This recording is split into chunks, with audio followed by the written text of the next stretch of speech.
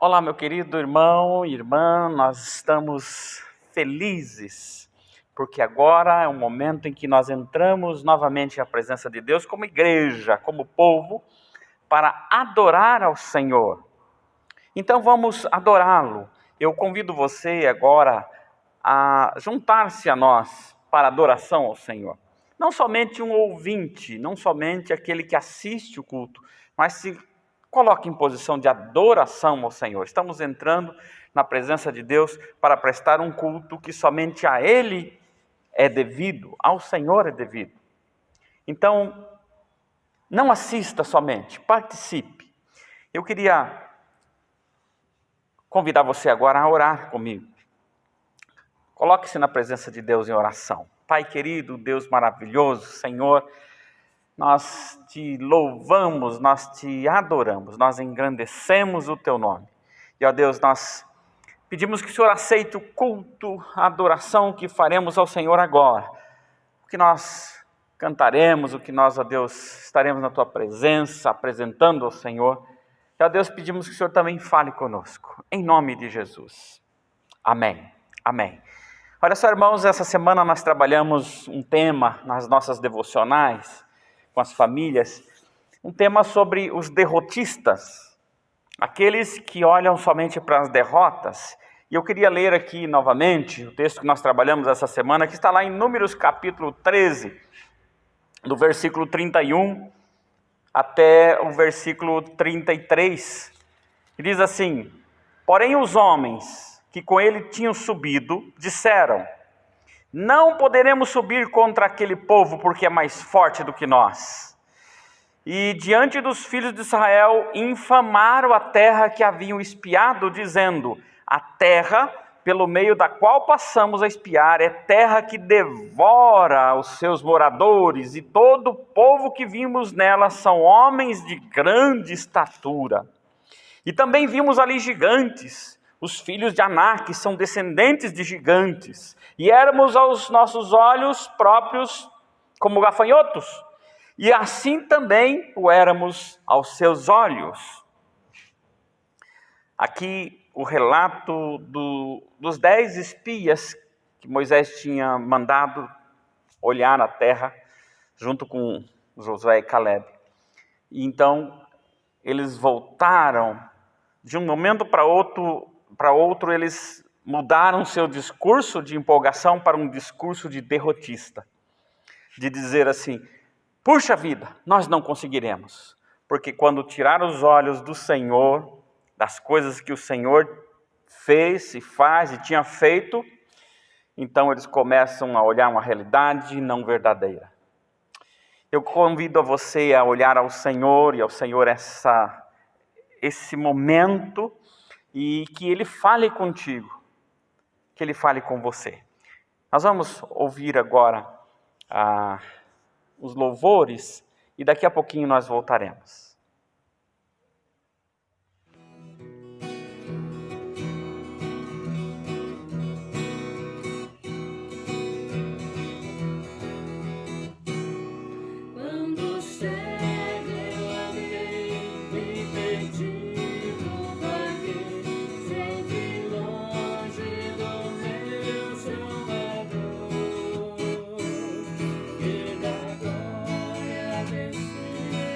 Seus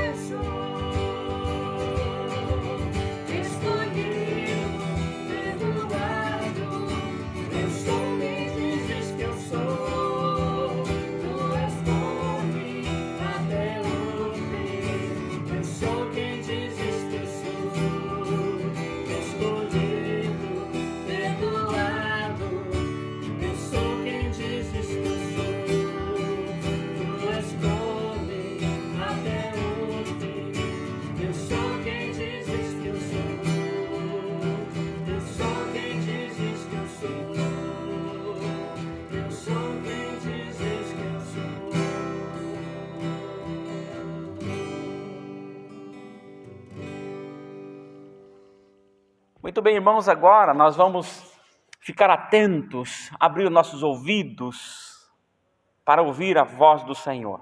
Abre o teu entendimento, o teu coração e deixe o Senhor falar com você.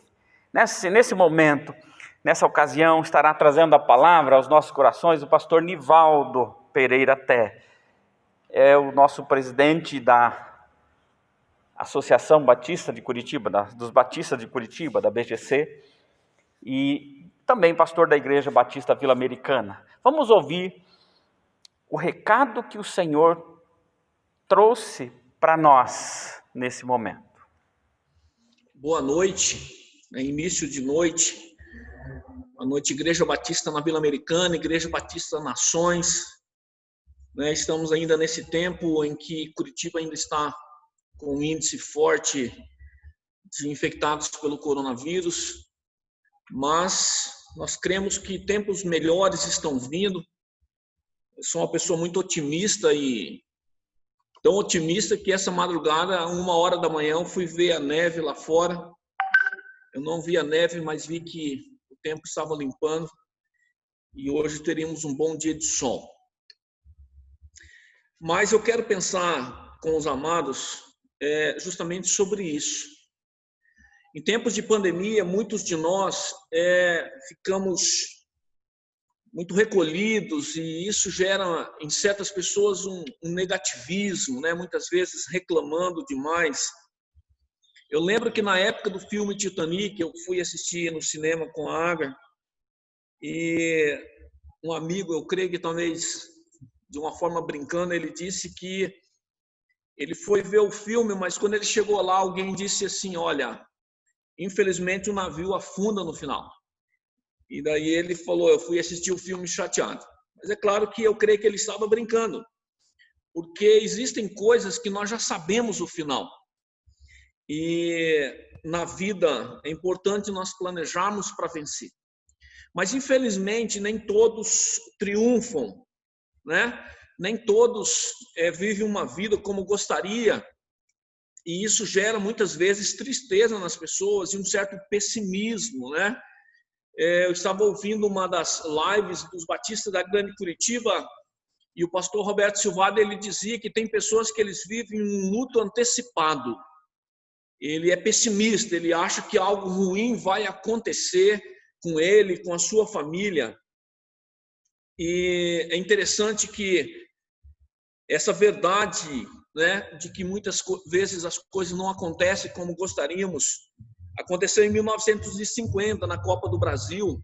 Eu vou ser rápido aqui, mas para dar uma introdução. E é interessante que ali o Brasil era favorito ao título. A Copa era aqui não só por isso, mas pela seleção que tinha. O primeiro jogo, o Brasil goleou por 4-0 o México. No segundo jogo empatou 2-2. O terceiro venceu por 2-0. E na fase de mata-mata, então, venceu a Espanha por 6-0, né? Isso hoje não acontece mais. Venceu a Suécia por 7-1. Esse resultado de 7-1 vai lembrar alguma coisa hoje não tão positiva. E ele foi para a final contra o Uruguai precisando de um empate. E é interessante que no dia 16 de junho de 1950, no maior estádio do mundo, tinha 199 mil pessoas. Hoje não se coloca mais de 90 mil pessoas em um estádio, mas naquela época, com 199, um país todo eufórico. Primeiro tempo termina, Brasil 1-0. Então era certo, todo mundo sabia, nós vamos ser campeões mundiais. Só não combinaram com o Uruguai. E o Uruguai então virou o jogo e foi a maior decepção, junto com o 7-1 do futebol brasileiro. Só que no reino de Deus não tem essa possibilidade. O destino do povo de Deus não é esse, tem uma surpresa no final. Nós já sabemos que tudo vai dar certo. Então, porque muitas vezes nós somos negativos, muitas vezes nós somos reativos e nós culpamos isso e aquilo, vai dar errado. Por quê? Romanos, no capítulo 8, verso 37, nos fala que ele nos escolheu em Cristo para sermos mais que vencedores. Eu não sei por que o apóstolo Paulo escreve mais que vencedor. Para mim, ser vencedor já seria suficiente. Mas Deus nos escolhe em Cristo para ser mais que isso. O destino do povo de Deus já está traçado. O que você conquistou na vida até hoje? Você já pensou seriamente em coisas que você conquistou que você não imaginaria que conquistaria? Eu não imaginaria, por exemplo, que um dia eu moraria em Curitiba, a capital do estado. Eu não imaginei que um dia, estou falando sério, eu não imaginei que um dia eu conseguiria me formar em uma faculdade. Eu não imaginei que um dia eu ia comprar um carro. Eu não imaginei que um dia eu teria uma família. E Deus me deu tudo isso. Tudo isso são vitórias. Mas eu quero dar o seguinte título, né? Eu gostaria de pensar nessa noite que nós temos todos os motivos para sermos otimistas. Por que eu sou otimista em um tempo de coronavírus, em um tempo em que nós estamos todos cuidadosos com uma enfermidade tão traiçoeira, né? É verdade também que as derrotas, elas nos entristecem. Então, eu não estou aqui para falar, eu não sou um coaching, não tenho nada contra o coaching. Nós somos, na verdade, nós pregamos o evangelho de Cristo. Então, tem gente que tem a síndrome do fracassado e não tem nada mais chato do que o pessimista. Porque, normalmente, o pessimista, ele também é egoísta. Ele acha que o mundo foi feito para ele, né? Viu só, olha, domingo chegou, ele está frio de novo. Ele está sempre pensando nele. O pessimista, ele é reativo, porque muitas vezes ele sempre está falando de problema e sempre o problema é o outro.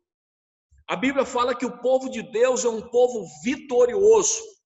Eu tenho lido o Velho Testamento, né, naquela leitura sistemática da Bíblia, e eu acho interessante que Israel, volta e meia, diz: o povo saiu muito feliz. Essa semana mesmo estou lendo em 2 Crônicas, então o povo saiu muito feliz da presença de Salomão, porque Deus estava fazendo coisas e Deus tinha aprovado o templo. Então nós somos um povo que precisa se alegrar em todos os momentos da vida. Mas nós precisamos de base bíblica. Romanos, no capítulo 8, verso 38, 28 a 39 diz: e sabemos que todas as coisas contribuem juntamente para o bem daqueles que amam a Deus, daqueles que são chamados segundo o seu propósito. Porque os que dantes conheceu também os predestinou para serem conformes à imagem do seu Filho, a fim de que ele seja o primogênito entre muitos irmãos. E aos que predestinou, a estes também chamou. E aos que chamou, a estes também justificou. E aos que justificou, a estes também glorificou.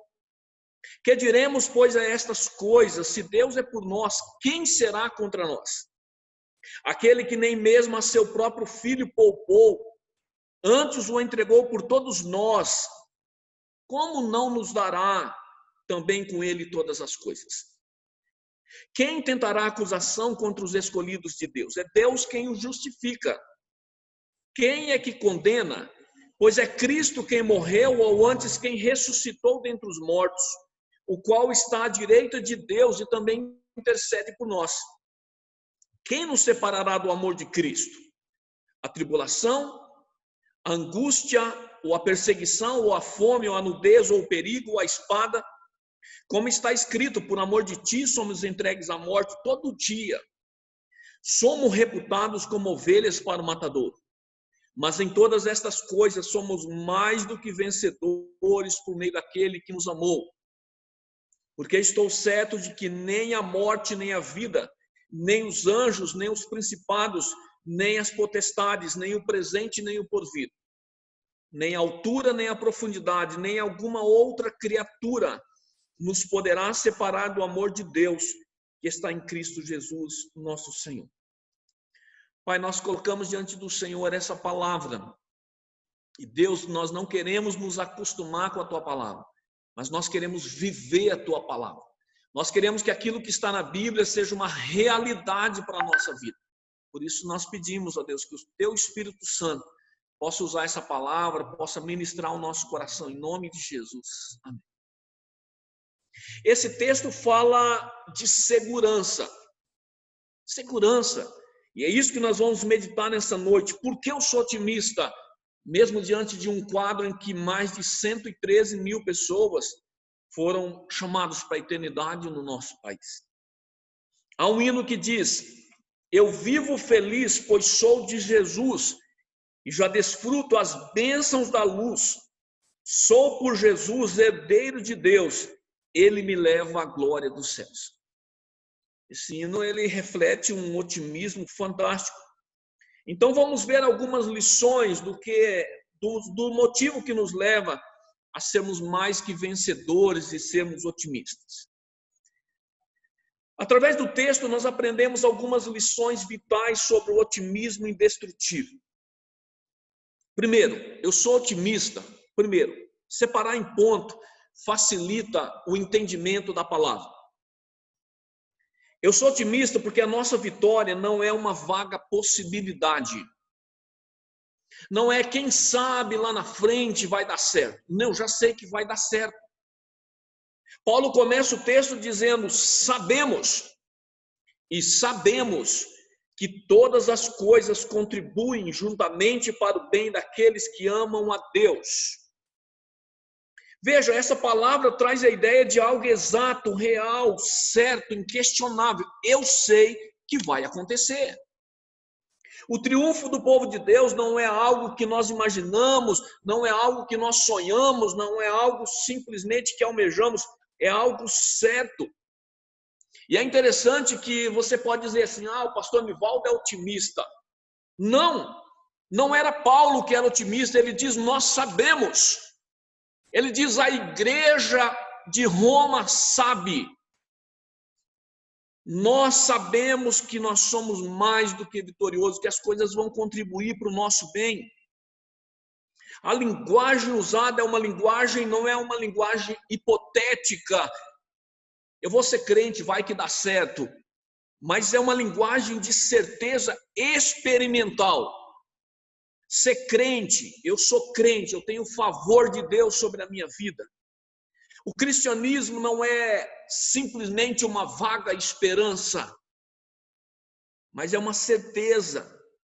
A vida cristã é uma caminhada correta, não é algo eu estou caminhando e vai que dá certo. Não somos jogados de um lado para o outro ao sabor do vendaval. Sabe, é interessante que nós olhamos e ficamos pensando: quando é que chega a vacina, quando é que acontece isso, quando é que acontece aquilo.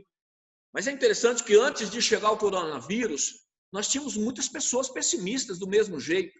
O problema não era o coronavírus antes, mas era, sei lá, o desemprego ou alguma coisa. Nós não estamos caminhando dentro de uma neblina forte ou de uma fumaça no trânsito, como nós tivemos um acidente agora há poucos dias na nossa região. Nós não estamos sendo guiados por um destino cego e implacável. É interessante que quando nós não entendemos a graça de Deus, a gente começa a ter uma expectativa ruim. Olha, algo ruim vai acontecer. Algo ruim vai acontecer no meu trabalho, algo ruim vai acontecer na minha saúde, algo ruim vai acontecer na minha casa. A nossa vida está nas mãos do Rei do Universo. Amados, é claro que a palavra diz que se nós estivermos vivendo segundo o seu propósito. Essa promessa ela não é para o ímpio, essa palavra é para aquele que vive, daqueles que são chamados segundo o seu propósito. Mas eu creio que você foi chamado segundo o propósito de Deus e que você aceitou Jesus e que colocou a sua vida nas mãos de Jesus. As mesmas mãos que regem os céus e a terra, as mesmas mãos que não deixaram o diabo destruir o mundo até hoje, as mesmas mãos que vence tudo que vem para derrotar, para atacar o ser humano. Essas mãos dirigem a nossa vida. Essas mãos dirigem a nossa vida. O seu destino, a sua felicidade não está na mão de uma igreja. O seu destino, a sua felicidade não está na mão de um pastor. A sua felicidade não está na mão de um líder. A sua felicidade, na verdade, está nas mãos de Deus. Então, quando nós somos pessimistas, o problema não é o Bolsonaro, o problema não é a minha igreja, o problema não é a doutrina da minha igreja, o problema é que eu não estou olhando para Deus, que cuida da minha vida. Vale a pena investir no reino. Presta atenção, um professor de faculdade não perdoa um trabalho que chega atrasado, mas a gente insiste em dar calote em Deus, em não andar exatamente como a Bíblia ensina. Então a Bíblia diz que aquele que anda segundo o propósito de Deus, essa pessoa, todas as coisas que acontecem, vão contribuir para o bem dele. O plano de Deus para nós é sermos moldados com a forma de Jesus. É sermos conformes. Os que dantes conheceu também os predestinou para serem conformes à imagem do seu filho. Você sabe como é Jesus? Quando você pega uma garrafa dessa, não vou colocar a marca aqui para não fazer propaganda, e você coloca água dentro dela, qual a forma dessa água? Que forma ela pega? A forma da garrafa. Amados, nós já temos uma forma que é Jesus Cristo. Então nós temos que entrar e ser conforme Ele. O máximo que conseguimos, é claro que nós somos seres humanos. Então o nosso objetivo é sermos parecidos com Jesus. Esse é o plano de Deus. Jesus é o primogênito, o texto diz, entre muitos irmãos. Ele é o primeiro, o maior, mas nós somos seus irmãos. O plano de Deus não é ter só Jesus. Entende? É como se Deus colocasse Jesus primeiro e falasse, agora eu quero muitos outros parecidos com esse. E é exatamente isso que a Bíblia diz. Ah, pastor, eu nunca vou ser como Jesus. Não vamos. Mas o texto diz que Deus nos predestinou para sermos conforme a imagem do seu Filho, a fim de que ele seja o primogênito, o primeiro entre muitos irmãos. Segundo aos Coríntios, no capítulo 4, verso 4, fala que Jesus é a imagem de Deus. Veja bem, Jesus é a imagem escrita de Deus. Nós não podemos ter um padrão baixo de jeito nenhum. Deus não fez para nós sermos pessimistas, mas para nós sermos otimistas e cuidados por Ele. Então, em primeiro lugar, a nossa vitória não é uma vaga possibilidade. Você é um vitorioso. No final vai dar tudo certo. Então, levanta a cabeça. Segundo, através do texto, nós aprendemos também que ser otimista não é fruto da ausência de problema. O verso 35 diz, quem nos separará do amor de Cristo? E aí ele começa a dizer, a tribulação, a angústia, a perseguição, fome, nudez, perigo, espada, como está escrito, por amor de ti nós somos entregues à morte todo dia, somos reputados como ovelha para o matador. Veja bem, Paulo não está dizendo que você não vai ter problema. Então, quando nós temos um problema, não foi falta de fé, faz parte da vida. Paulo está dizendo que os problemas podem vir, mas não podem nos separar do amor de Jesus. Por isso que nós somos otimistas. Que posso ter um problema, mas isso não significa que Deus não está cuidando de mim. Ele classifica os problemas de dois tipos. Os temporais, ou seja, os físicos, e os espirituais, ocultos. É interessante que, até hoje, eu não vou ficar citando muito, de uma forma muito aberta, né? Mas tem pessoa que não gosta, por exemplo, de ir em um ambiente escuro, tem medo, tem um receio. Por quê? Porque passa uma ideia de oculto, eu não sei o que tem lá. Eu acho interessante que eu dava carona para um adolescente da igreja, né? Deixava alguns adolescentes em casa. E aí, então, onde ele morava, onde ele mora, né? Aí, para ir embora, eu fazia questão de passar em frente de um cemitério. Mas aquele cemitério é o seguinte, você não tem nada para lugar nenhum, só tem um cemitério. E eu gosto de passar lá, mas tem um motivo que eu gosto de passar lá, né? O meu pai foi sepultado lá. Mas a gente passa, parece que tem mesmo a gente conhecendo Deus, parece que tem uma cisma, algo diferente. Isso é o oculto, é o lado oculto da vida. Mas é interessante que a palavra diz que Deus cuida também das coisas ocultas. Elas não podem nos separar do amor de Deus. Paulo teve problemas temporais como poucos, irmãos. 1 Coríntios 4, do 11 ao 13, mostra um pouco disso. E eu fui arrolando ali, e presta atenção, Paulo cita nesse texto 10 problemas que ele teve. Às vezes nós temos a gente já fica meio assim. Ele diz, até este presente hora, nós sofremos fome. Confesso que eu nunca sofri fome na vida. Não essa fome de dizer eu não tenho nada para comer. E sede. Estamos nus. Recebemos bofetadas. Também nunca recebi bofetada. Não por amor a Jesus. Eu acho que nunca, de forma nenhuma, não lembro. E não temos pousada certa. Lugar para dormir, muitas vezes. Nos afadigamos, cansando demais, trabalhando com nossas próprias mãos. Somos injuriados. Pessoas que fazem injúria. E bendizemos somos perseguidos, perseguição, sofremos, somos blasfemados, né?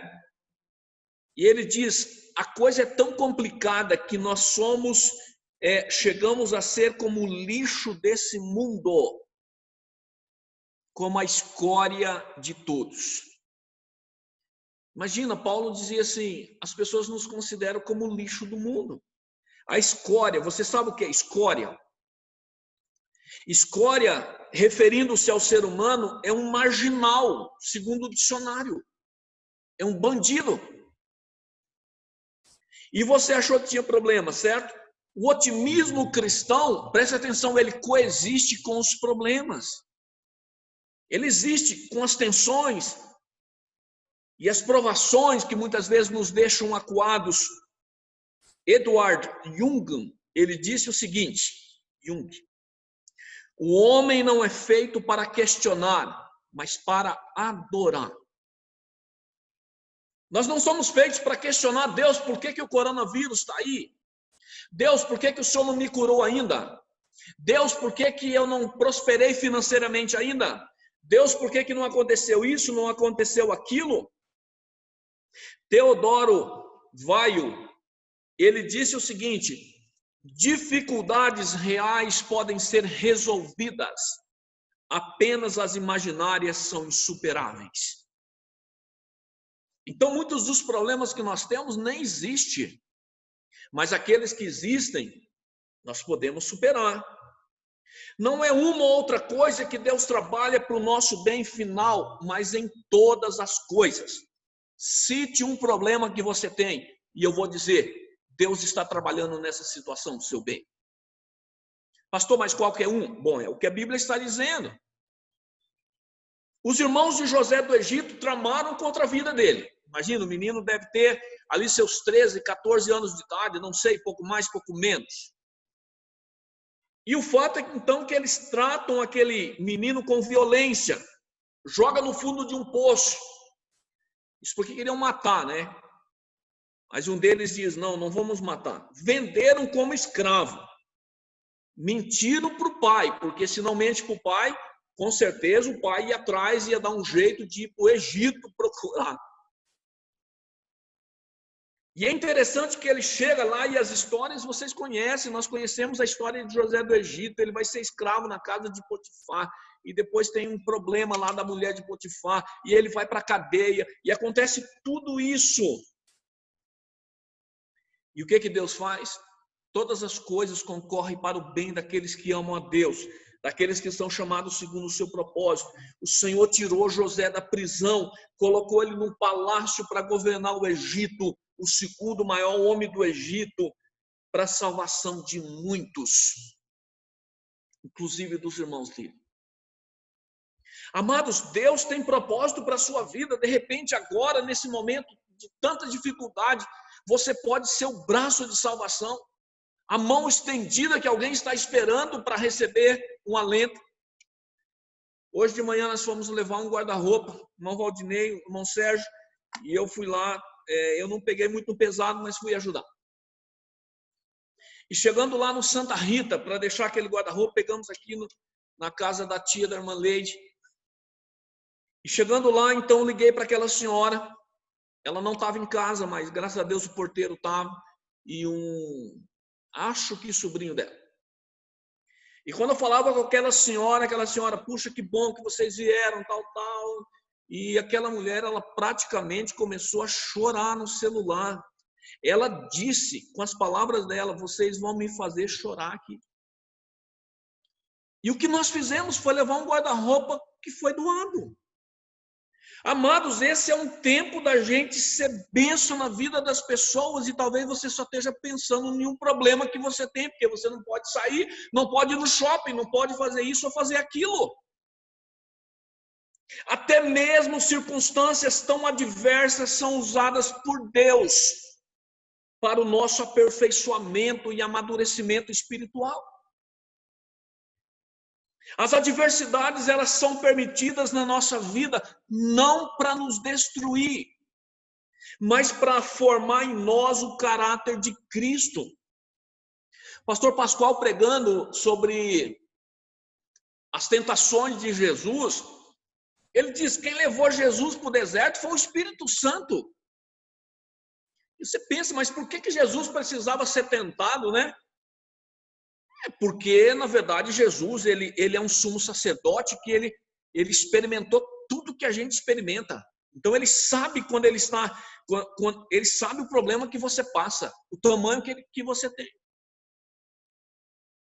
Romanos, no capítulo 5, verso 3 e 4, diz que nós gloriamos nas tribulações, sabendo que a tribulação produz a paciência, e a paciência a experiência, e a experiência a esperança. Sabe, a Bíblia diz que as tribulações, ela produz perseverança. E a perseverança gera o quê? Experiência com Deus. Aqui, ó. A paciência gera a experiência.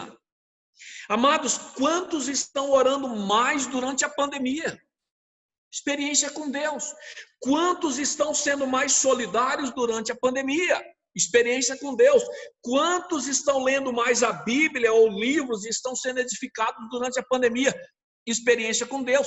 Eu estou lendo mais agora durante a pandemia. Às vezes a gente fica nas correrias, mas eu estou lendo mais do que eu lia antes. Então a pandemia não está sendo exatamente de todo ruim. O sentimento de Paulo no verso 37 deve ser o nosso também. Mas em todas estas coisas o que? Os problemas. Nós somos mais do que vencedores por aquele que nos amou. Conta uma história, essa ilustração eu já contei na Bíblia Americana há muitos anos atrás. Um homem, ele contrata um pedreiro, um carpinteiro, perdão, é uma ilustração. E então, quando aquele homem chega vai trabalhar, no caminho da ida até o local, fura o pneu do carro. Então, ele deixou de ganhar 1 hora de trabalho porque furou o pneu. E quando ele chega lá, ele é um carpinteiro, a serra dele quebrou. E nesse quebrar, ele cortou o dedo, machucou. E ele, então, tem um dia ruim. E no final do dia, acredite, o carro não funcionou. Então ele pega e o dono daquele local, né, o homem que o contratou, disse o seguinte: eu vou deixar o senhor em casa. E amanhã nós resolvemos o problema do carro do senhor. Então ele foi e levou aquele homem até a sua casa, aquele homem todo aborrecido no carro, cabisbaixo, não falou nada. Mas quando chega na casa daquele homem, ele disse assim: olha, o senhor entra em casa para tomar um café comigo. Ele falou: tudo bem, já conhecia, né?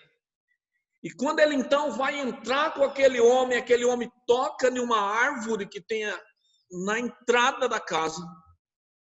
E quando ele entra dentro de casa, ele muda completamente. Ele está feliz agora, ele brinca com o cachorro, ele cumprimenta a esposa, ele conversa com o filho como se nada tivesse acontecido. Aquele homem fica impressionado. Como mudou de uma hora para outra? E após tomar o café, então, quando ele vai para casa, ele vai sair. Aquele homem que tinha tido tanto problema durante o dia acompanha ele, e nesse acompanhar ele perguntou o seguinte: o que foi que aconteceu? O senhor teve um dia difícil, deu para perceber, mas quando o senhor chegou, o senhor tocou numa árvore, e quando entrou, não, parece que não tinha acontecido nada. Ele disse: ah, sim, aquela é a minha árvore dos problemas. Ah, como assim? Todo dia que eu chego em casa, eu toco naquela árvore e eu deixo lá todos os meus problemas. Aí eu entro, no outro dia cedo eu saio, pego todos os meus problemas e vou trabalhar de novo. Ele falou: mas não é possível. Eu falei: funciona? Ele falou: funciona. Funciona muito bem. Todas as manhãs, quando eu volto para pegar os meus problemas de volta, eles não são nem metade do que eu me lembro de ter deixado na noite anterior. Sabe, nós somos otimistas não porque nós não temos problemas, mas porque Deus é maior do que os nossos problemas. É por isso. O terceiro ponto é porque nós aprendemos através do texto que nós somos otimistas, porque isso não é resultado do nosso esforço. Isso é muito importante. Sabe, pessoas que acham que, olha, porque eu sou esforçado, então Deus tem a obrigação de me abençoar e a sociedade tem a obrigação de me reconhecer, normalmente acabam se frustrando.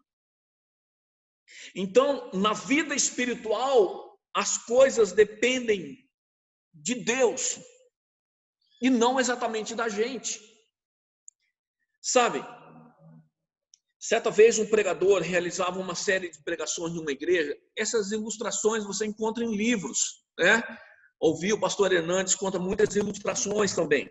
Inclusive, estou fazendo um curso muito bom com ele pela internet. E então, um dia, então o pregador ele está lá na igreja e chega uma senhora e vai conversar com ele. Eu preciso conversar. E o pregador diz, tudo bem. E ela disse o seguinte: eu quero saber por que é que os meus filhos de 13 e 11 anos de idade ainda não se converteram. O pregador falou, começou a conversar com ela, procurou saber que tipo de cristã era aquela senhora. E ela então, pela conversa, ele descobriu que ela se tratava de uma mulher incansável na igreja.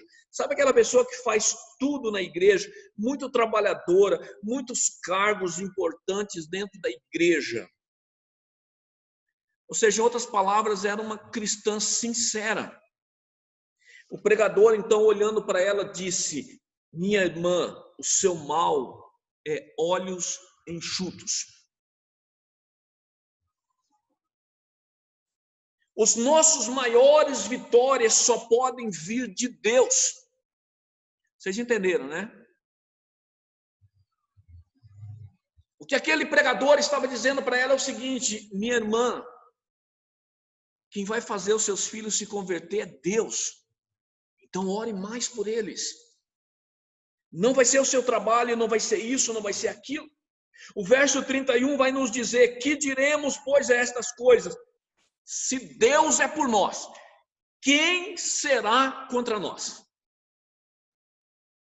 Então a nossa vitória, ela vem de Deus. Se Deus é por nós, quem vai ousar ser contra nós? Ah, o diabo é contra nós, mas não vai conseguir nada. Ah, mas o fulano não vai com a minha cara. Não vai conseguir nada. Paulo enfatiza que a nossa vida não é guiada por um destino cego, nem por um determinismo histórico, nem por um DNA que não é muito bom. Os acontecimentos, eles não se desenrolam por si só para o nosso bem. Nem todas as coisas são tão boas quanto nós imaginamos. Mas Deus, na sua providência, vai fazer com que todas as coisas, mesmo as ruins, concorram para o nosso bem. Eu estou lendo um livro chamado Cadê a Vaca Gorda?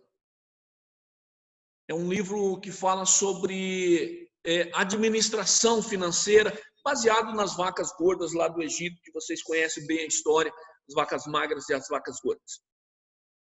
E eu achei muito interessante que o autor, ele diz o seguinte: muitas pessoas têm medo de prosperar.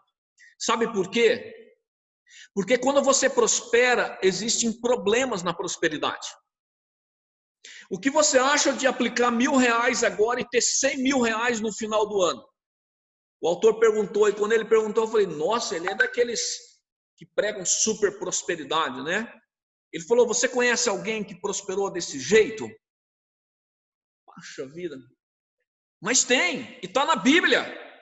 E é o Isaac. A Bíblia diz que Isaac aplicou 1 e colheu 100 vezes mais. Está bem claro na Bíblia, o texto diz, inclusive, que Isaac ficou riquíssimo, né? Eu não acredito, sinceramente, que vou ficar riquíssimo nessa terra e nem é minha meta. Mas eu achei interessante que ele diz o seguinte: as pessoas têm medo de prosperar porque a prosperidade traz alguns problemas. Primeiro, inveja. E o texto diz realmente que o povo daquele lugar ficou com inveja de Isaac pela prosperidade dele. E as pessoas ficam, né? Quando você, de repente, aparece com um bem lá, as pessoas olham e ficam pensando, né? Deve ter alguma coisa errada. Eu vou até citar, eu tenho só medo de incumpridar demais o sermão, mas ele disse que em um determinado momento veio alguém de fora, amigo dele, para um evento na cidade, e disse para ele assim: olha, eu quero que você fique com o meu carro, leve para revisão, e durante essa semana você fique com ele. E ele disse: não, eu não vou ficar. Ele é pastor, né? E ele disse: eu não posso ficar. Mas depois ele aceitou, era um carro importado. Pensa no carro. E quando ele chegou com aquele carro na casa dele, que ele entra na garagem, os vizinhos foram todos lavar a calçada. E nem ligaram a mangueira, olhando o carro dele. E algum, de repente, até pensou: olha só, aonde que vai o dinheiro do dízimo dos irmãos? Irmãos, Deus tem bênçãos para nós, Deus cuida de nós, mas é Ele, o resultado não é exatamente do nosso esforço. Deus tem coisas para nós, mas a prosperidade de Deus não está exatamente relacionada à saúde, à riqueza e nem a conforto. O grande e eterno propósito de Deus para a nossa vida, que é o nosso bem maior, é nos transformar em imagem e semelhança de Jesus. E Ele vai fazer de tudo para a gente ser assim. Romanos 8, 29. Tudo nessa vida acaba nos cansando. Tudo. Nós mudamos as metas, nós mudamos os propósitos, mudamos os interesses, nossa vida inteira. A palavra nos aconselha: não nos cansemos de fazer o bem, porque fazer o bem cansa. Pedro chegou em um momento que ele disse: quer saber de uma coisa? Eu vou pescar, eu estou fora. E quantos de nós que na vida cristã chega uma hora e diz: eu cansei de ajudar, cansei disso, cansei daquilo. Pastor Hernandes Dias Lopes, ele diz o seguinte: em uma igreja de 100 membros, bastam 8 para desanimar o pastor ou qualquer líder. E ele diz: em uma igreja de 200, uma igreja de 400, uma igreja de 1000 pessoas, bastam as mesmas 8 pessoas para desanimar. Pastor Nivaldo Nassif, ele disse que uma senhora ligou para ele 4 horas da manhã. Pastor Nivaldo Nassif é muito conhecido. Ele está muito ligado à PIB Curitiba, pastoreando nos Estados Unidos muito tempo. E uma senhora uma irmã da igreja liga para ele 4 horas da manhã e perguntou: te acordei, pastor? Ele disse: não, irmã, quem acordou foi o telefone. Mas diga. E ela disse: pastor, eu não consigo dormir.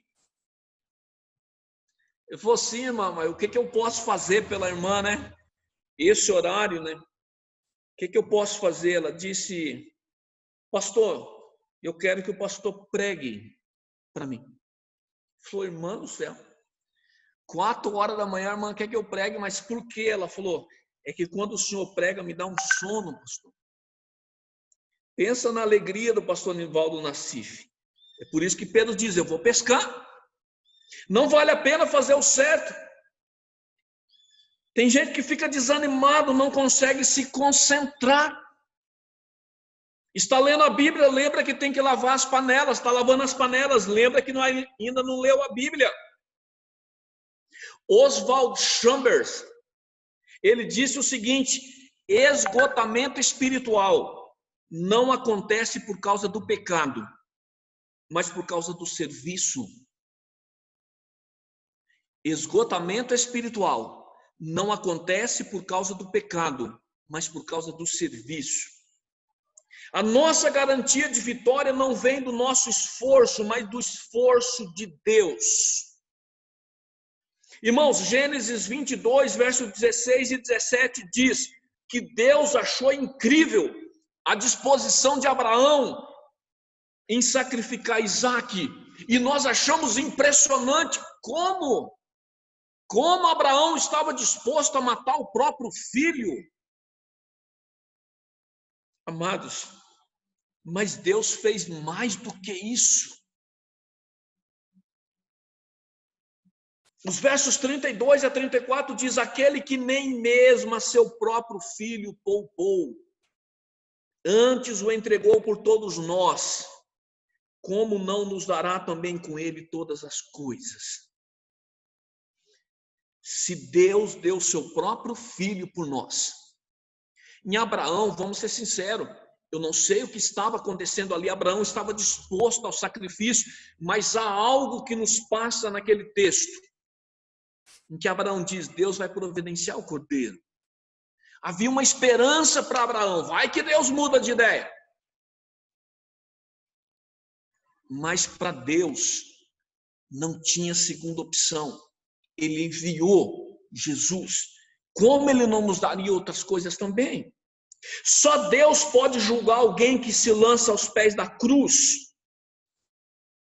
E o quarto e último ponto, porque eu sou otimista,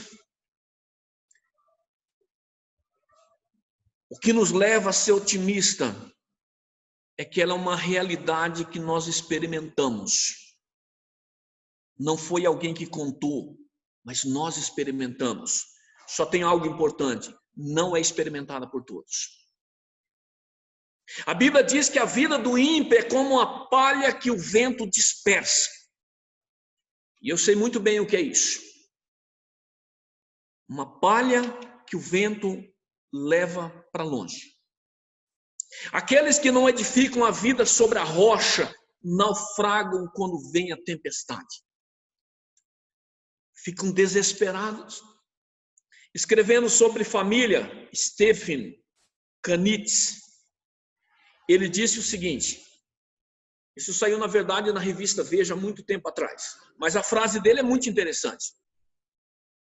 Colocar a família em primeiro lugar tem um custo com o qual nem todos podem arcar. Implica menos dinheiro, fama e projeção social. Sabe o que ele está dizendo? É que quando nós colocamos algumas coisas, algumas prioridades, de repente você diz: o reino de Deus vai ser prioridade para a minha vida.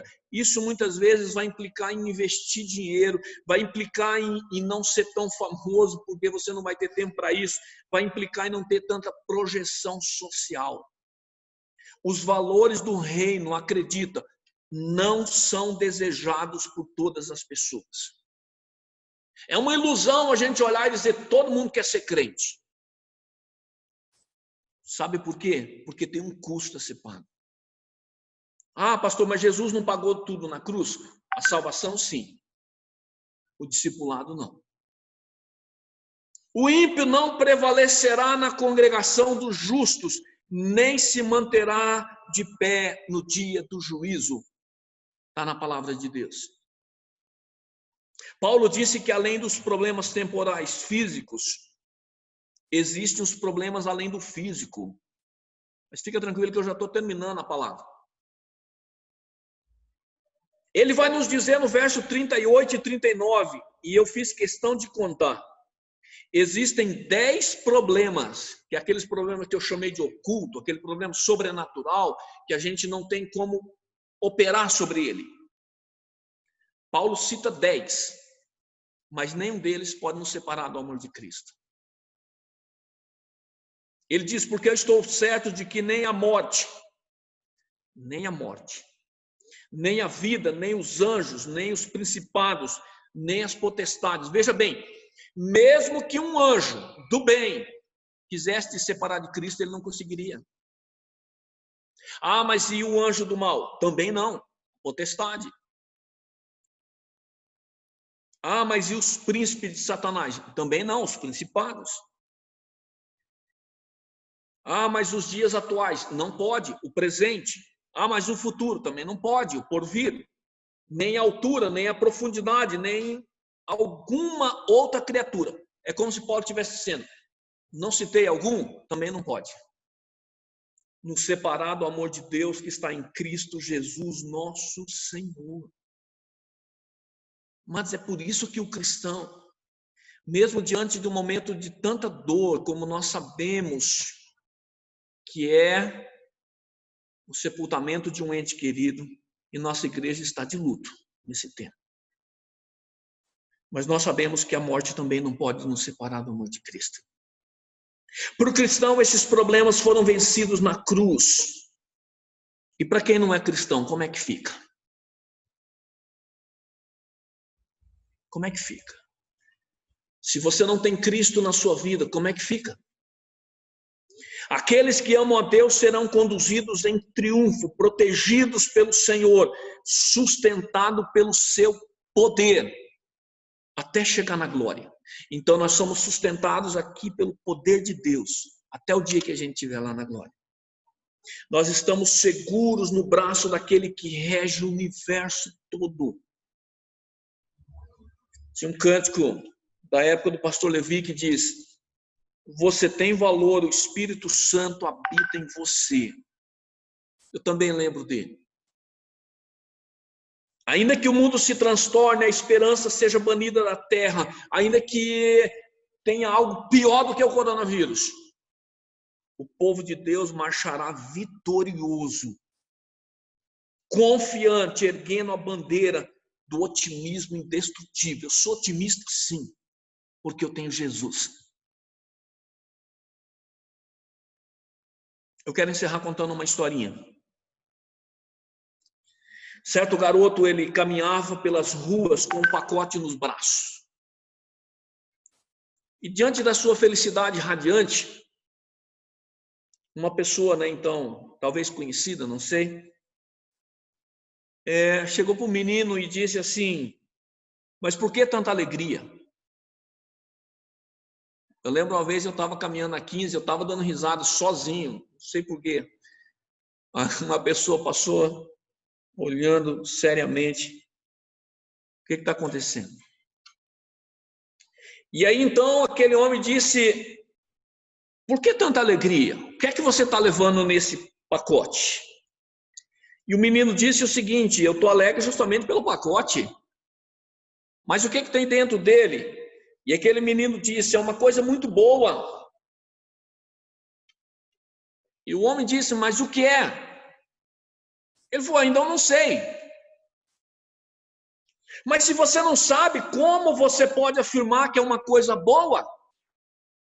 Ele disse: porque foi o meu pai que me deu, e ele só me dá coisa boa. Sabe, irmãos, o nosso otimismo está estribado, está sustentado nessa verdade gloriosa. O nosso Pai é a fonte de todo dom perfeito. Tudo que Ele nos dá é bom para nós. Você quer usufruir desse otimismo? Você precisa estar com Cristo. E eu creio, tanto Igreja Batista Vila Americana, Igreja Batista Nações, ou você que está ouvindo essa pregação, é de uma outra igreja, não tem problema.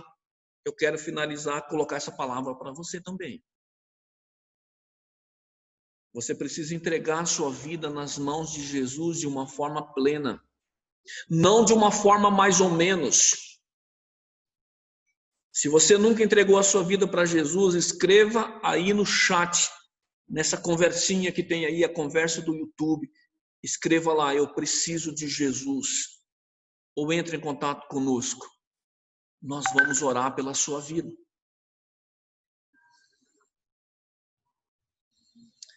Glória a Deus.